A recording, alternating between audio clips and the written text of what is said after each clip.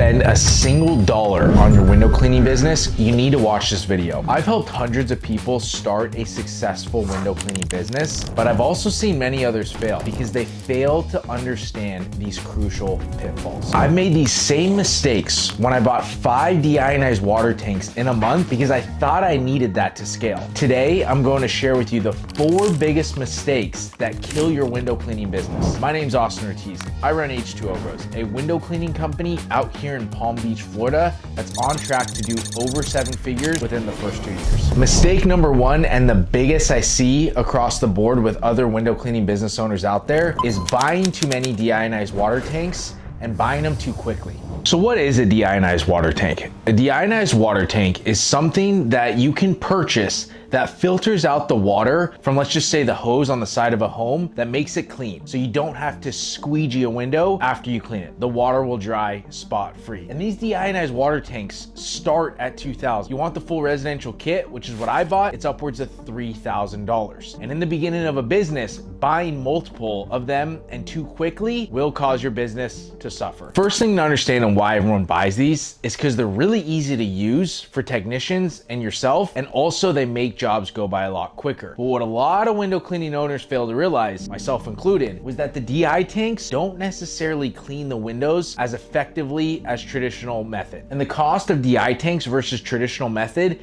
is night and day. You can get soap, squeegee, and a bucket, the very basic equipment, for just a couple $100s. And in the beginning, that is absolutely what I would recommend. Don't get me wrong, I think DI tanks are really, really great. And I honestly think they're somewhat vital in your window cleaning business. You just don't need to fully rely on it. And when you're scaling quickly, I would say you need about 1 DI tank for every 2 to 3 cleaners you hire. So that first cleaner you hire, just get them set up with traditional. And then when you get to that second one and you start to get more cash in the business, then buy that next one. And then don't buy another one until you're at cleaner 4 or 5. On to the second killer, and that is wasting time finding sales reps. Not only are door-to-door sales reps extremely hard to find, but even when you do find them, you end up wasting time with guys that don't really want to be there, right? A big mistake I made was in our first year of business, we tried to find sales reps the same way we tried to find window cleaners off Indeed. And what we found was that the quality of sales reps that we were looking for just simply wasn't there. So we wasted money on running an ad to recruit these guys and time training these guys, only for them to quit after just a couple weeks. So I know what you're thinking. Well, how do I get more jobs if I don't have sales reps? Service plans and ads. 2 very, very simple fixes that will add jobs to your business. With service plans, every time you go out, you're selling a package of window cleaning jobs. So you sell 1 customer today, you now have a job on the schedule 3 months from now, 6 months from now, 9 months from now, and 12 months from now. Now, in regards to ads is like something, once you have them figured out, is just dial you could turn that will bring in more leads to your business, versus a door-to-door sales rep where they could be producing a ton of jobs one week and then quit the next week, or have a low production week the next week. Ads will just give you consistent and predictable revenue. So I'll end on this. While I think growing a door-to-door sales team can be very effective for your business, it's not good for the average person. If you don't have a personal brand or a personal network of people to recruit from, it's going to be very hard to find quality door-to-door sales reps. And if you are going to go down the route of spending a lot of time recruiting door-to-door sales reps, it's really crucial that you unsell them on the job before they even get started. This is something that I learned from Dan Martell. When someone's interviewing for his company, they go through multiple interviews before they get to him.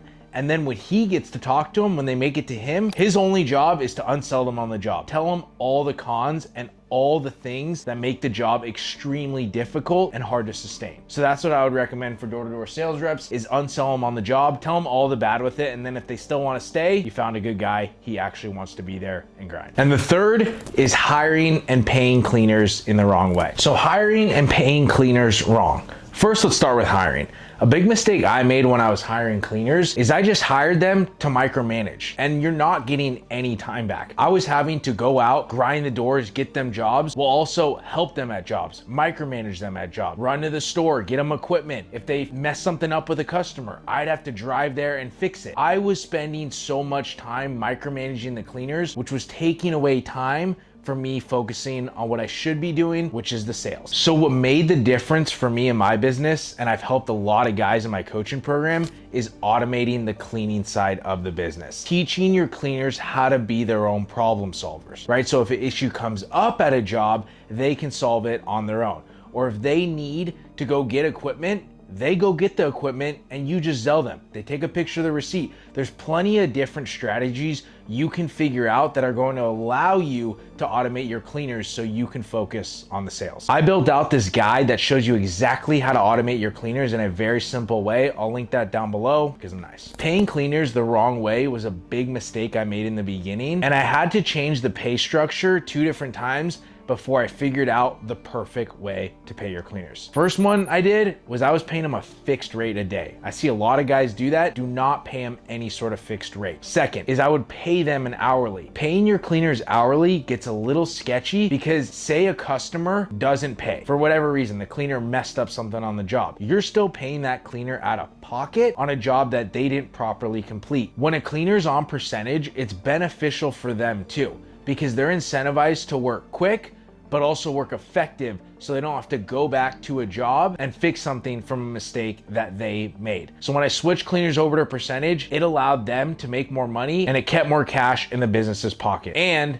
made them do a way better job. So the fourth, and I can't emphasize this one enough, is starting service plans as soon as possible. Now, I think there is a sweet spot. I don't necessarily think it's a good idea to start service plans as soon as you start the business, but you definitely shouldn't be waiting until you're doing over 6 figures a month in one-time cleans like I was to start plans. So I think the perfect revenue amount you should be doing is around 10 to 20,000 a month profit. So if you're just starting a window cleaning business, you're going to be selling a one-time window clean job, meaning it's probably going to be around $200, $300, $400 per job, right? You do that customer, you clean their windows, they pay you, you move on, right? You may have them on a schedule, but there's no actual contractual agreement for you to service their home again. When you start service plans, that's when you actually get their signature on a scope of work, which solidifies you doing multiple cleans with them. You also have their card info on file, so you could just automatically charge them. So the reason you want to start this as soon as you can,